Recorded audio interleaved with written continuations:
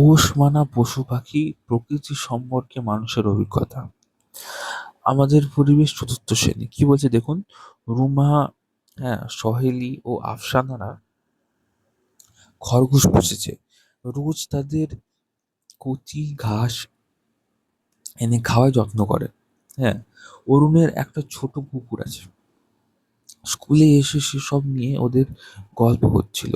রুমা বলল, আগেকার মানুষও কি আমাদের মতো পশু পাখি পুষতো, তাদের যত্ন করতো? দিদিমণি বললেন, আগেকার মানুষ প্রথমে পশুকে পোষ মানাতে পারেনি। তারা শিকার করে পশুর মাংস খেত। রিনা জিজ্ঞাসা করলো, কি কি জন্তু শিকার করতো? দিদিমণি বললেন, এক এক জায়গায় এক এক রকমের পশু শিকার করতো। কোথাও লোমওয়ালা হাতি, কোথাও আবার বগলা হরিণ, কোথাও বা আবার বুনো শুয়োর।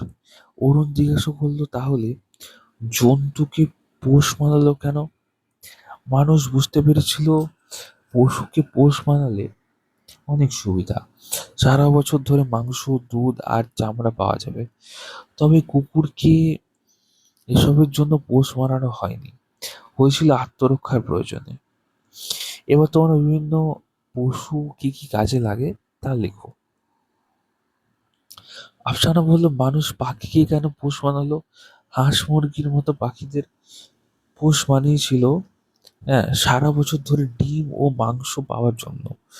তবে অনেক পাখিকে মানুষ নিজের জন্য নিজের জন্য নিজের অন্য প্রয়োজনে ব্যবহার করত। পায়রাকে খবর নেওয়ার কাজে ব্যবহার করত। সব শুনে জন বলল, দিদি, তাহলে পশু পাখি ছাড়া মানুষ চলতো না কেন? চলতো না, মানুষের চলতো না বলুন। দিদিমণি বললেন, মানুষের জীবনে পশু পাখিদের গুরুত্ব আস্তে আস্তে বেড়েছিল। তখন মানুষ তাদের দলের চিহ্ন হিসেবে পশু পাখির ছবি বা মূর্তি ব্যবহার করত।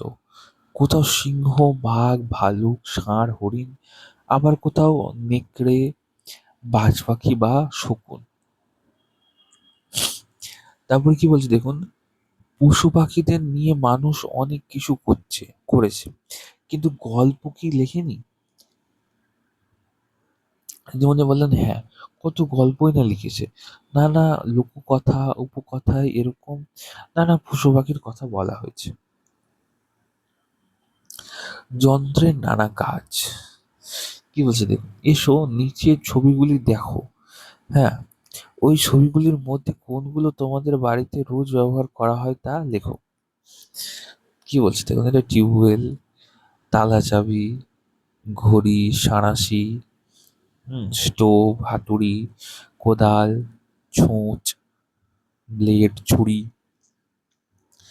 ঠিক আছে, এগুলো ফিল আপ করতে হবে সবগুলো। বলছি কি, তিমির বলল, আচ্ছা, বাড়ির বাইরেও তো আমরা নানা ধরনের যন্ত্র কাজে লাগাই। দিদিমণি বললেন, ধরো, খুব উঁচু গাছের মগডালে একটা আম ঝুলছে, তোমরা সেটা পারতে চাও, কিভাবে পারবে? অরুণ বলল, বাপ্পা তো ঢিল ছুঁড়ে পেরে ফেলবে, ওর হাতের দারুণ টিপ।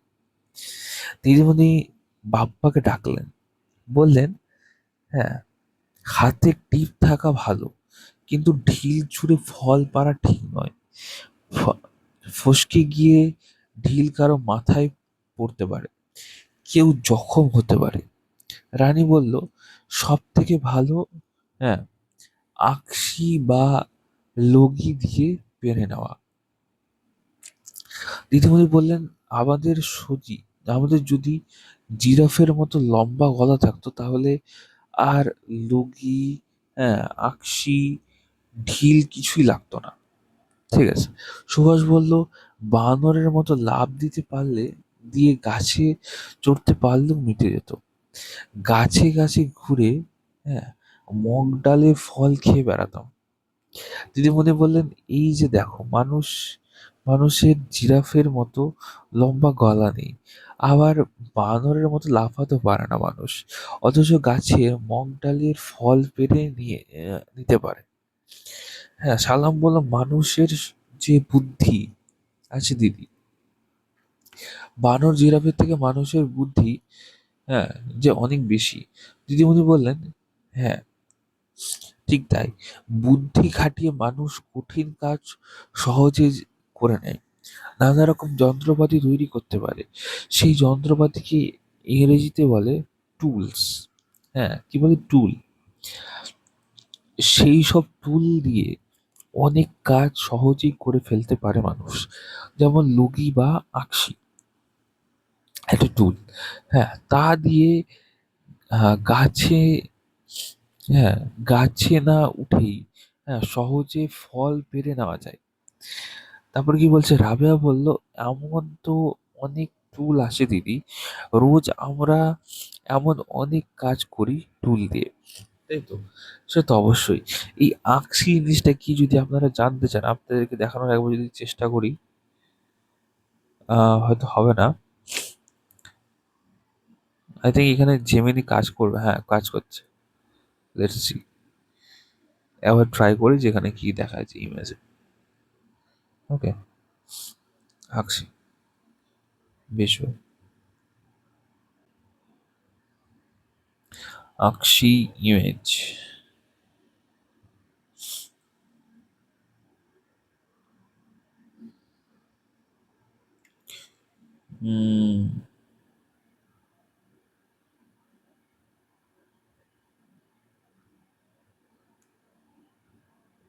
Image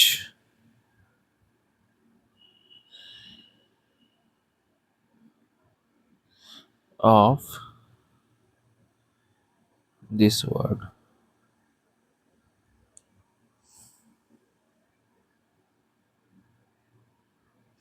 যাই হোক, এটার তো সেরকম কিছু ছবি আমরা দেখতে পেলাম না। তবে আপনারা অবশ্যই আমাকে জানাবেন যে আপনারা এটার ব্যাপারে কি জানেন, ঠিক আছে? জিনিসটা কি, বুঝলেন তো? যাই হোক, এখানে আমরা এটাকে স্টপ করে দিই। নেক্সটে দেখবো আমরা। বলছে, সালাম বলল, টিনের কৌটোয় ঢাকনা সহজে খোলা যায় না। হ্যাঁ, চামচের হাতল দিয়ে ঢাকনাকে, ঢাকনার ধারে চাপ দিলে খুলে যায়। তাহলে চামচও একটা টুল? দিদিমণি বললেন, হ্যাঁ তো। রোজ রোজ দিন এমন অনেক টুল নানা কাজে আমরা ব্যবহার করি। সুভাষ বলল, আচ্ছা দিদি, টুলগুলো কি দিয়ে তৈরি হতো? হ্যাঁ, পরিমল বলল, কোনো, কেন দেখিসনি, লোহা, স্টিল এসব দিয়ে তো তৈরি হয়।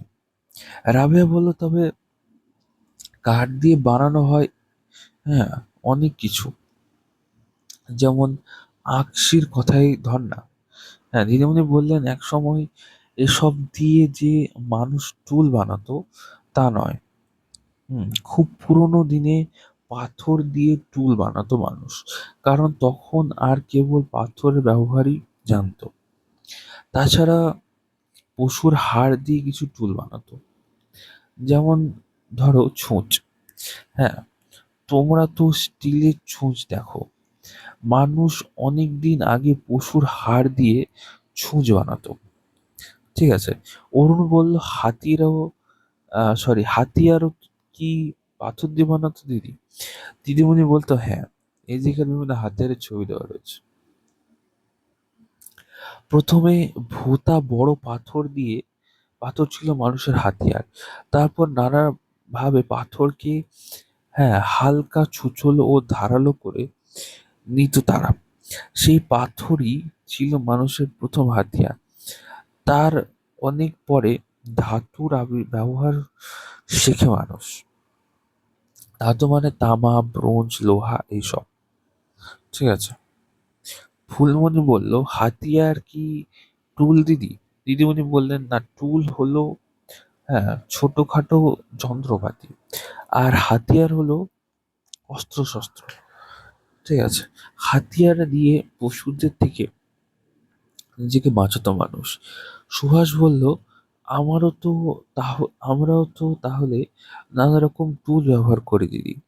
দিদিমণি বললেন, করি তো। রোজ নানা কাজে আমরা টুল ব্যবহার করি, তাতে শ্রম ও সময় দুই বাঁচে। সেই পুরনো দিন থেকেই মানুষ টুল ব্যবহার করত, তাতে কম সময়ে সহজে নানা কাজ করা যেত। তারপর থেকে নানাভাবে টুলের উন্নতি করেছে মানুষ।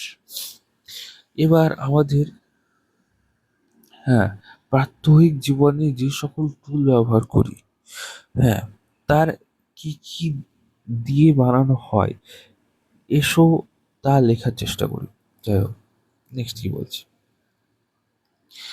পাথরের ব্যবহার।